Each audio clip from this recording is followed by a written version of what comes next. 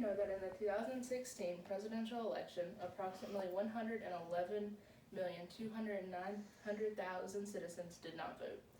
That's 45.5% of the VAP, the total voting age population.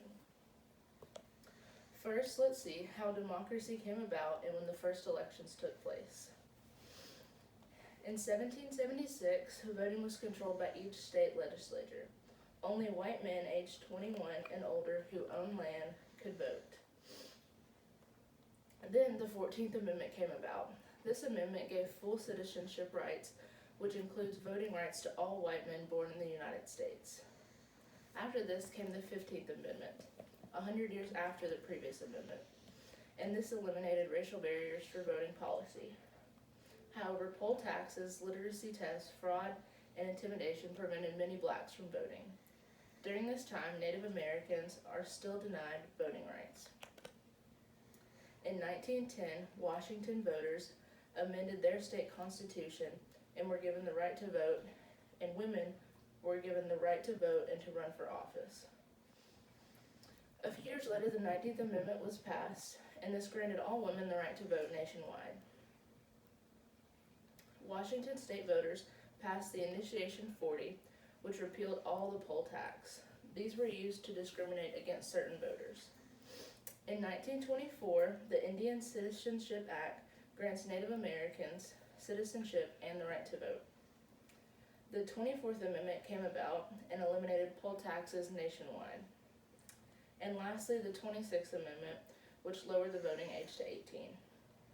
Today, roughly only 68% of people eligible to vote are registered. The definition of democracy is to rule by the people. The concept of democracy began around the 5th century BC in the Greek city-state of Polis and Athens. Athens practiced a political system of direct democracy in which participating citizens voted directly on legislature and executive bills. Participation was limited to an adult male citizen. An example of how they used democracy was voting with rocks in the middle of a town for certain decisions to be reached. Many claim the United States to be the first democracy. However, this concept was designed thousands of years ago and used as a decision-making process. So today, why do people not vote? Number one is registration. A 2012 Pew Research Center study reported that 51 million citizens, nearly 1 in 4 eligible to vote, had not registered. In many countries, being a citizen automatically registers you to vote. However, in the United States, you must fill out paperwork via government office or by mail. A popular opinion is that easier registration would increase voter turnout. A study run by Barry Burton, a political scientist at the University of Wisconsin-Madison, showed that a one-stop shop where people could register to vote and vote at the same time increased the voter turnout. In contrast, by making it easier for people to vote by early voting, actually lowered the voting rate. The second reason people do not vote is because of their education. A college degree is the single biggest predictor on whether a person will vote or not. This directly relates to those who are wealthier being more likely to vote compared to those with a lower income. Burton notes that college graduates are more likely to look for information about politics, and they are more likely to have friends who vote.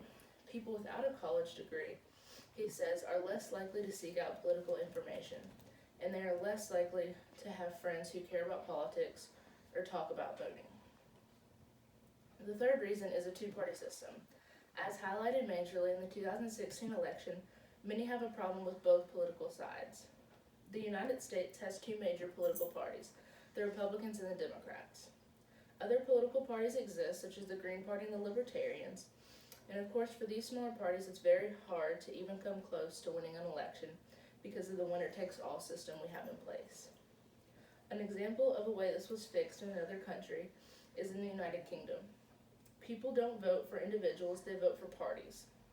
The party that dominates the parliament gets to pick the prime minister, but even a non-dominant party can get one or more members in parliament. In a two-party system, voters might not find that either candidate represents their views. And where they don't, Morrill says that voters just might stay home because of this. The two-party system, described by David Brooks is an us versus them mentality, which can lead to not the best ending. A research conducted by David Brooks finds that many Americans are indeed fed up with politics on both sides. The fourth reason that people do not vote is because of apathy and burnout. Ultimately, some people just don't care about politics and never want to, and this leads to voter apathy. Isle Winter, an economist at the University of Lancaster in England, states that one might argue that in terms of any one citizen, it makes no sense to vote. Only very rarely has a single vote changed the outcome of an election, and where that happened, it usually was only very small, very local elections. A piece of Burton's article states, one of the things that makes the U.S. strange is that there are a lot of elections. We ask voters to make a lot of decisions. Getting out to the polls can be a hassle. What's more, learning about every single issue takes time. If people are asked to vote too often or choose a position on too many subjects, they might just opt out of the whole process. We have a complicated system, and I think that produces fatigue, is what Burton stated. Overall, understand the many reasons on why 45% of people do not get out and vote. It's hard to make time to go vote, and it's difficult to get registered sometimes and find your polling place. You may not be the most educated on certain topics and what they are. However, as an American citizen, we should do as much learning as possible on the current politics and decide where we stand on these major issues. This right did not come easily, and not everyone today has that right. Therefore, we should take the time out of our day once every 2 years and go out and vote. I also want to present to you 4 reasons on why you should vote. 1, I know you're only one vote, but isn't everyone just one vote? One person's vote probably won't change the course of an election, but a few thousand votes or even a few hundred votes certainly can. For instance, the famous election between George W. Bush and Al Gore in 2000. Once the polling was over, Florida had to recount its votes. In the end, Bush won by 537 votes. That difference decided who became the President of the United States. The second reason is because of peer pressure. This is often used when famous people post about their votes or them at the poll. However, this also includes mailing, signs, advertisements, soliciting, and anything like that. I would like to tell you about a study conducted by David Green, a political scientist at Columbia University in New York City. Right before Michigan's 2006 Republican primary, the researchers selected a group of 180,000 potential voters. They mailed out about 20,000 voters a letter asking them to do their civic duty and vote. They mailed another 20,000 a different letter. It asked them to do their civic duty, but added that they were also being studied, and that their votes were a matter of public record. In some states, such as Michigan, voting records are publicly available after an election. A third group got the same messages as the second group, but they also got a note that showed them their previous voting record and the previous voting record of the people in their household.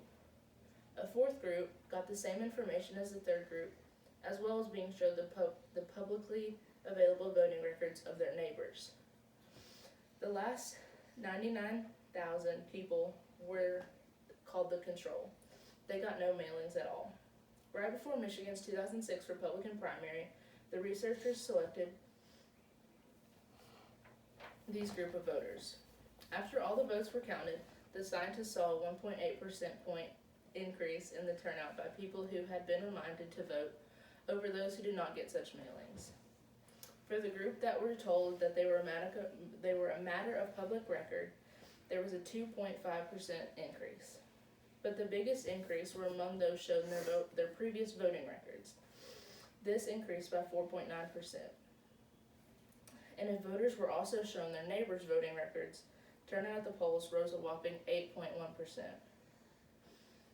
The main encourager that stimulates more turnout at the polls is when politicians make it personal. This could mean door-to-door or face-to-face advertising, videos or Facebook messages, and anything to get the voter to know you care about each individual. In conclusion, I hope to convince all the eligible voters to get out and register and do your civic duty of voting in America. Although many Americans choose to not vote, or can't decide who they want to vote for, we should all make it a priority to educate ourselves with more than just CNN News and make our political decisions heard because they count.